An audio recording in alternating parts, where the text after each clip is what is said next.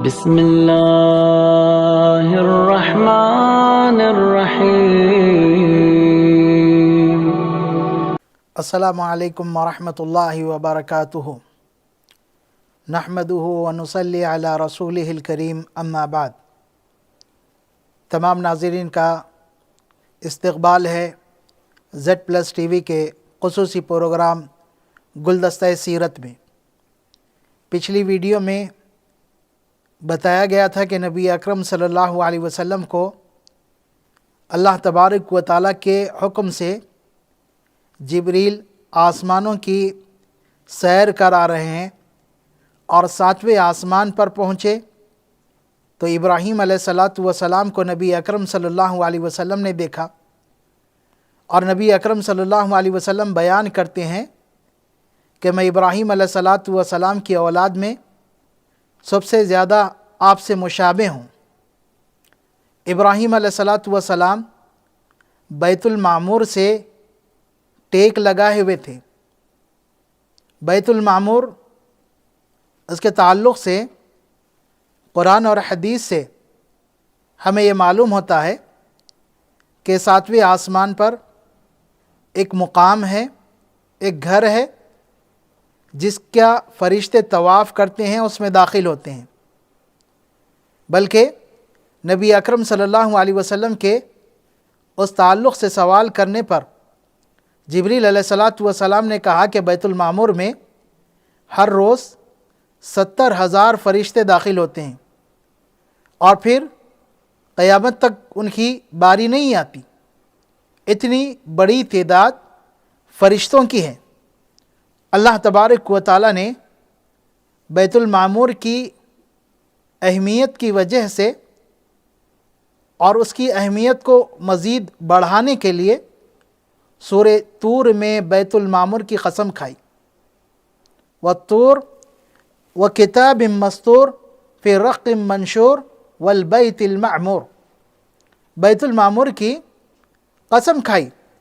اس کے بعد جبریل علیہ السلام نے آپ صلی اللہ علیہ وسلم کے سامنے شراب، دودھ اور شہد کو پیش کیا تو نبی اکرم صلی اللہ علیہ وسلم نے دودھ کو منتخب کیا، جس پر جبریل علیہ السلام نے کہا، اللہ کی تعریف جس نے آپ کی رہنمائی دودھ کی طرف کی۔ اگر آپ شراب اختیار کرتے تو آپ کی امت گمراہ ہو جاتی۔ اس کے بعد جبریل علیہ السلام آپ کو لے کر سدرۃ المنتہا پہنچتے ہیں۔ سدرۃ المنتہا یہ کیا ہے؟ تو سدرۃ المنتہا کے تعلق سے ہمیں پتہ چلتا ہے کہ یہ بیری کا ایک درخت ہے جس کے پھل حجر کے مٹکوں جیسے تھے، اور اس کے پتے ہاتھیوں کے کان جیسے تھے۔ نبی اکرم صلی اللہ علیہ وسلم کے سوال کرنے پر جبریل علیہ السلام اس کا تعارف کراتے ہوئے کہتے ہیں، ھذہ سدرۃ المنتہا، یہ سدرۃ المنتہا ہے۔ اللہ تبارک و تعالی سدرۃ المنتہا کے تعلق سے سورہ نجم میں ذکر کیا۔ نبی اکرم صلی اللہ علیہ وسلم فرماتے ہیں، اذ یغشی السدرۃ ما یغشی، کہ قرآن کی یہ آیت اس وقت سدرہ پر جو کچھ چھا رہا تھا وہ چھا رہا تھا۔ صحابی رسول عبداللہ ابن مسعود رضی اللہ تعالیٰ عنہ اس کی تفسیر کرتے ہوئے فرماتے ہیں، اس سے مراد سونے کے پتنگے ہیں۔ سدرۃ المنتہا پر سونے کے پتنگے ہیں۔ ایک سوال یہ ہے کہ اسے سدرۃ المنتہا کیوں کہا گیا؟ تو سدرۃ المنتہا کہنے کی وجہ عبداللہ ابن عباس رضی اللہ تعالیٰ عنہ اور دیگر مفسرین کہتے ہیں کہ اس درخت کا نام سدرۃ المنتہا اس لیے رکھا گیا ہے کہ فرشتوں کا علم وہاں پر ختم ہو جاتا ہے۔ فرشتوں کا علم وہاں پر ختم ہو جاتا ہے، اور رسول اللہ صلی اللہ علیہ وسلم کے علاوہ اس سے آگے کوئی نہیں گیا۔ یہ شرف اور یہ فضیلت اللہ تبارک و تعالیٰ نے صرف آپ کو عطا کی۔ عبداللہ ابن مسعود رضی اللہ تعالیٰ عنہ کہتے ہیں سدرۃ المنتہا کا ذکر کرتے ہوئے، زمین سے جو چیزیں آسمان کی طرف جاتی ہے وہ سدرۃ المنتہا پر جا کر رک جاتی ہے اور پھر سدرۃ المنتہا سے اسے لے لیا جاتا ہے۔ ویسے ہی اللہ تبارک و تعالیٰ کی جانب سے کوئی چیز عطا کی جاتی ہے تو وہ سدرۃ المنتہا کے پاس آ کر رک جاتی ہے اور پھر سدرۃ المنتہا سے اسے فرشتے لے لیتے ہیں۔ سدرۃ المنتہا سے متعلق اور بھی بہت ساری باتیں ہیں، اور پھر نبی اکرم صلی اللہ علیہ وسلم کے فرمان کے مطابق کہ آپ صلی اللہ علیہ وسلم نے سدرۃ المنتہا سے نہروں کو نکلتے ہوئے دیکھا۔ آپ نے جبریل سے کہا کہ جبریل یہ نہریں کون سی ہیں؟ تو جبریل علیہ السلام نے نبی اکرم صلی اللہ علیہ وسلم کو بتایا کہ 2 پوشیدہ نہریں ہیں وہ جنت میں ہیں، اور 2 کھلی نہریں ہیں وہ نیل اور فرات ہیں۔ اور پھر سدرۃ المنتہا کے پاس ہی نبی اکرم صلی اللہ علیہ وسلم نے جبریل علیہ السلام کا اپنی اصلی شکل میں دیدار کیا۔ جبریل علیہ السلام اپنی اصلی شکل میں نبی اکرم صلی اللہ علیہ وسلم کو 2 وقت نظر آئے۔ 2 وقت آپ نے جبریل علیہ السلام کو ان کی اصلی شکل میں دیکھا۔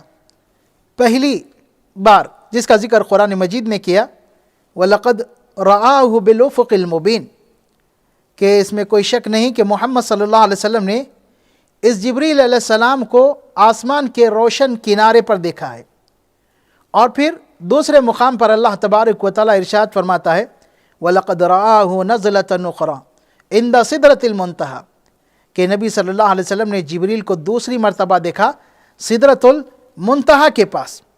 سدرۃ المنتہا یہ نبی اکرم صلی اللہ علیہ وسلم نے جبریل علیہ السلام کو دیکھا، اور وہاں سے جنت کی نہریں نکل رہی ہیں، اور پھر نبی اکرم صلی اللہ علیہ وسلم خود اس کی وضاحت کرتے ہیں کہ رأیت جبریل عند سدرۃ المنتہا، میں نے جبریل کو سدرۃ المنتہا کے پاس دیکھا، علیہ 600 جناح، جبریل کے 600 پر تھے، جبریل کے 600 پر تھے، قریب 600 پر، اور پھر ان پروں سے موتی اور یاقوت جھڑ رہے تھے۔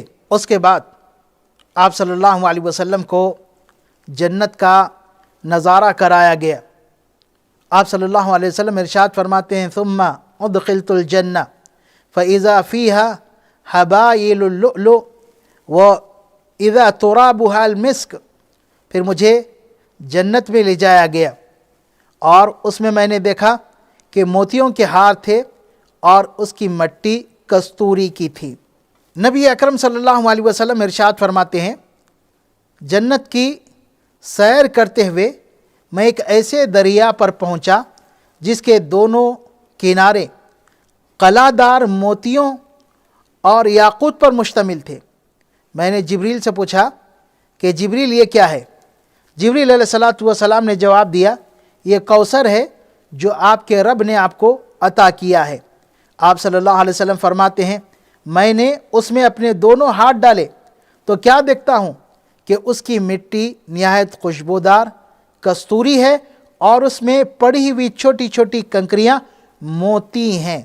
ایک حدیث میں رسول اللہ صلی اللہ علیہ وسلم نے نہر کوثر کی خوبصورتی اور دلکشی ان الفاظ میں بیان کی کہ کوثر جنت کی ایک نہر ہے، اس کے کنارے سونے کے بنے ہوئے ہیں، اس کا پانی موتیوں اور یاقوت پر بہتا ہے، یعنی اس کے سنگریزے موتی اور یاقوت ہے، اس کی مٹی کستوری سے زیادہ خوشبودار ہے، اس کا پانی شہد سے زیادہ میٹھا اور برف سے زیادہ سفید ہے۔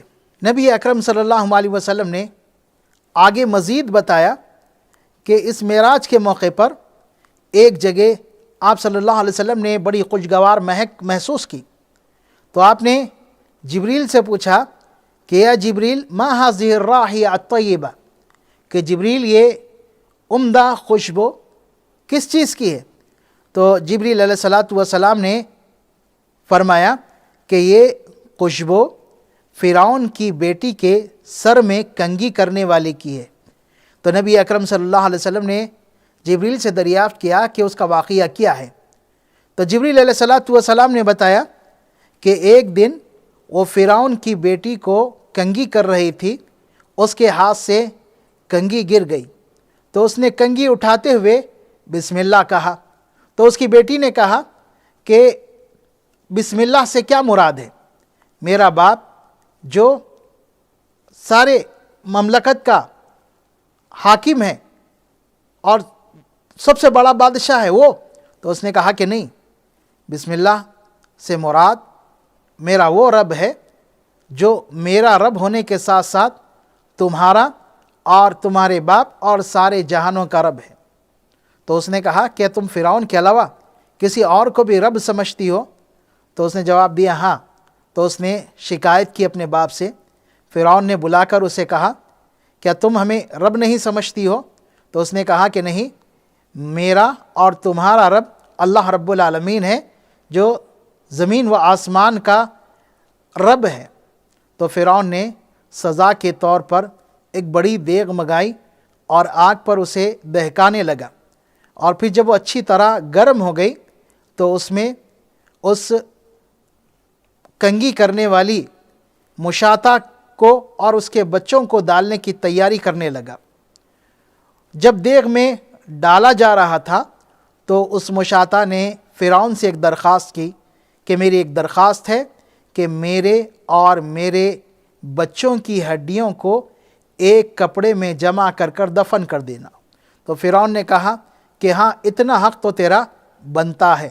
اس کے بعد اس کے بچوں کو ڈالا جانے لگا دیگ میں، اور آخر میں ایک بالکل چھوٹا بچہ جو بات کرنے کے ابھی قابل نہیں تھا وہ بچ گیا تھا، اور وہ عورت اس سے بہت زیادہ محبت کرتی تھی اور اس بچے کی وجہ سے وہ ہچکچانے لگی۔ تو بچے نے جو بات نہیں کرتا تھا ماں سے کہا کہ ماں اس میں کود جا، بے خوف و خطر تو سوچ نہیں، بے شک دنیا کی سزا آخرت کے مقابلے میں بہت تھوڑی ہے۔ چنانچہ اس کو بھی ڈال دیا گیا۔ پھر اس کے بعد نبی اکرم صلی اللہ علیہ وسلم کو جہنم کا بھی منظر دکھایا گیا، جس کا ذکر انشاءاللہ ہم آئندہ ویڈیو میں کریں گے۔ السلام علیکم۔